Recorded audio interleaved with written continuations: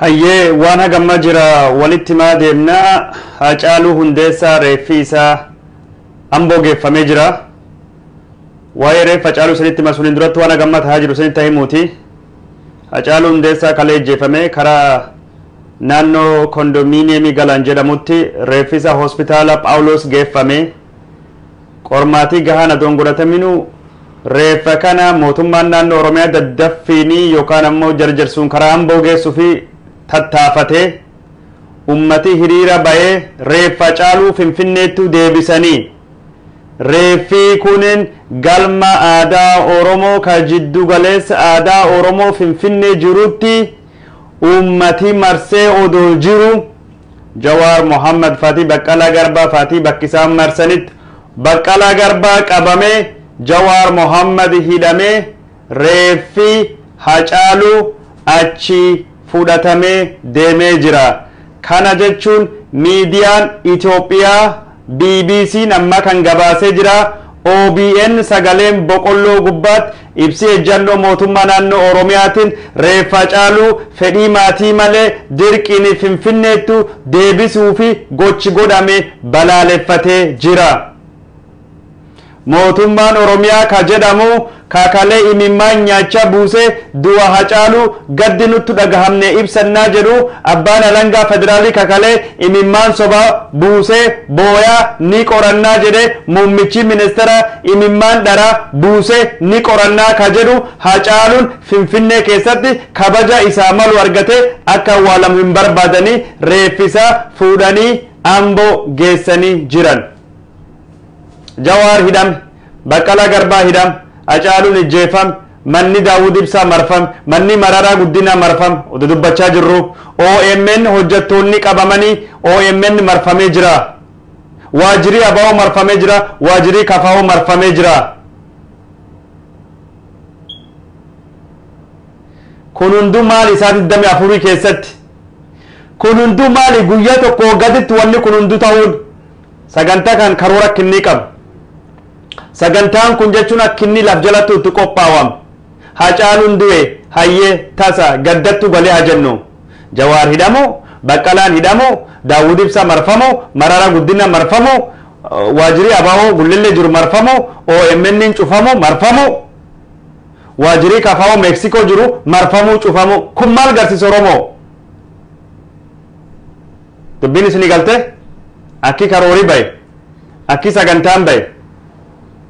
Hacaaluun ejjeeffame Hacaaluun du'e jennaan sa'aatii takka hin geenne miidiyaan har warra alagaa cuftunuyyuu walii tahanii Jawaar OMN cufamuu qaba, Jawaar hidhamuu qaba, Abaluun ejjeeffamuu qaba jedhame listii yookaan ammoo tarree maqaa nama ejjeeffamuu fi hidhamuuf biyya bahuu qabuu fi miidiyaa cufamu odeessaa turan.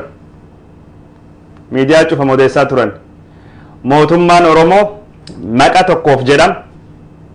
Mootummaan Cunduraa ka Shimallis Abdiisaa gabbahee uummata Oromoo qabbaneessuu dhiise haqa Hacaaluu dubbachuu dhiise gochaa tarkaanfii fudhatame balaaleffachuu dhiise.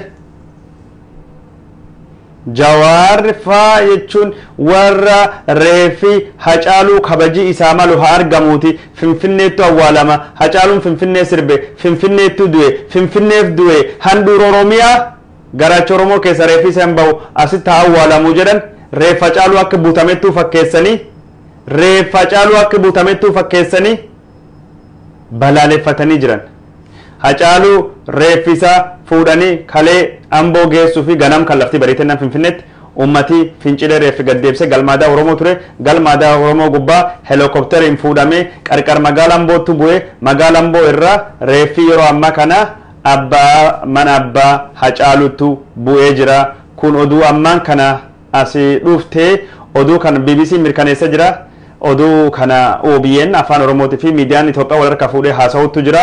Reeffi Hacaaluu ijjeecha isaa qofaa miti awwaalii isalleen shira siyaasaa qaba.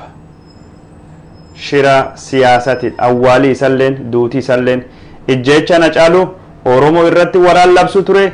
Awwaalii isalleen labsu waraanaa kabiraatidha. Hacaaluun lama ijjeeffame. Ijjeecha haqaa gaadamee itti karoorfatee xiyyeeffatee mootummaan snaayiperin ijjeessis makiina isaa keessatti du'a isa kanaaf ijjeechaa kanaaf awwaala gootattuu malaa jedhee Oromoon dhuqqisee ka'e. Oromoon nuu haa turuutu reeffisa Finfinnee keessa jedha. Reeffisa fuudhanii muddanii kunoo Amboo geessanii jiran. Jawaar Mohammad hidhanii jiran. Baqqalaa Garbaa hidhanii jiran.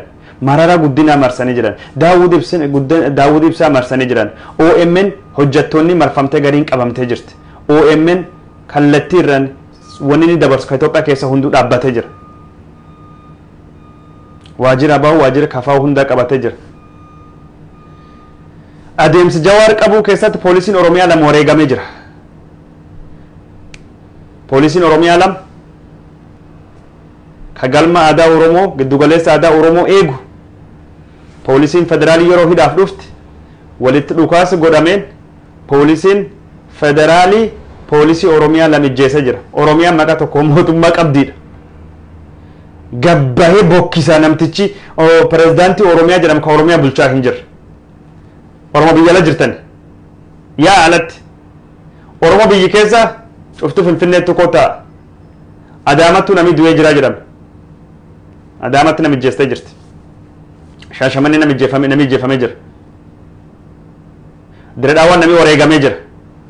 Lakkoofsi namaa jechuun isinitti himu deemna gara booda hin deebina. Wanni namni isinitti himuudhuuf yeroo ammaan tanatti OMN cufamee waajjirri Abaawoo marfamee waajjirri Kafaawoo marfamee Jawaar Mohammad hidhamee Baqqalaa Garbaa hidhamee Daawud Ibsaa marfamee Mararaa Guddinaa marfamee Hacaaluu Hundeessaa ijjeefamee awwaalii isaa reeffi isaa kabaja dhabee helikopteriin fuudhee mootummaan Oromiyaa jedhamu Amboo warrisattuu darbee jira. Ummati kalee karaa waan cufee fi helikopteriin geessanii karaan Finfinnee bahu karritii cuftunuyyuu cufaadha. Yaa Oromoo argitanii maal eegaa jirtan? Oromoon addunyaa kana daawwattan maal eegaa jirtan? maali wanni san eddan? maali wanni eegamin jiru kanaan dubatti dhaamsa kan gabaabdu isinitti himuu dhufe odeeffannoo jirtu yeroon jaldeemne isinii dhiyeessin. Ijjeefamuun Hacaaluu reeffisa karaan cufamnaan helikopteriin fuudhamuun hidhamuun Jawaar hidhamuun Baqqalaa marfamuun Mararaa marfamuun Daawud marfamuun waajjira Abaawoo marfamuun waajjira Kafaawoo marfamuun OMN cufamuun isaa hojjettoonni hidhamuun isaa wanni kun hundinuu jechuun libsuu ijaa keessattuu ta'e. Libsuu ilaa keessattuu karoorfamee takka yoo kun hin taane kan goona yoo kun tahe sun goona sun ta'uu baannaan kan goona jedhamee warri kun karoorfatee nu saganteeffatee waan kan godhan. Saganteeffatanii waan kan godhan Oromoo kan beek Jawaar Mohammad hidhame mirkanaa'e sagalee addunyaatti kaahore qabsoo Oromoo sagalee kaahore hidhame nu callisne teenna gaddeebi'a booda odeeffannoo isinii dhiyeessina nagatti.